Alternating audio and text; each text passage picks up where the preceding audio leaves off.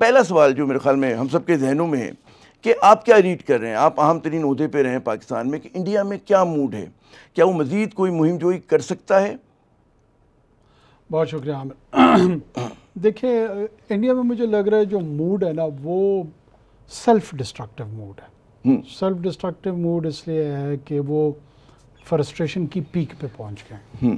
انہوں نے پچھلے 4-5 دہائیوں سے خود کو یہ یقین 1971 کے بعد دلایا ہوا تھا، اور ایک انہوں نے تکبر کا دیوتا تراشا ہوا تھا، اور اس کی پوجا میں، اس کی پرستش میں انہوں نے ایک مراج، ایک سراب کو فالو کر رہے تھے کہ ہم نے پاکستان اور دو قومی نظریے کو دفن کر کے ان کی اینٹ سے اینٹ بجا دی ہے.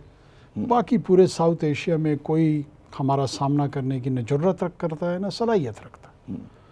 تو ہم اس علاقے کے ہیجمان ہیں، ہم چودھری ہیں، ہم بڑے ہیں، اور جو ہم کہیں گے، جو ہندوتوا کی فلسفہ کہے گا وہی سب کچھ ہوگا. اب ایسے میں 1990 کی دہائی کی اوپننس، جو اکنامک اوپننس منموہن سنگھ جی کی پالیسیز تھے، انہوں نے ان کو اکنامک کانفیڈنس بھی ٹرانسلیٹ کر دیا. جب آپ آلریڈی متکبر ہوں اور تھوڑی سی کامیابی مل جائے تو وہ جو فالس ایگو کی انفلیشن ہے وہ اور بڑھ جاتی ہے. 2-4 ڈگری انہوں نے اکنامک ریزنز کی وجہ سے بڑھ گئی. اوپر سے ایک سو کالڈ اسٹریٹجک تھریٹ کے طور پہ ویسٹ نے پوسٹ سوویت یونین میں تواتر سے چائنا کا تذکرہ شروع کر دیا.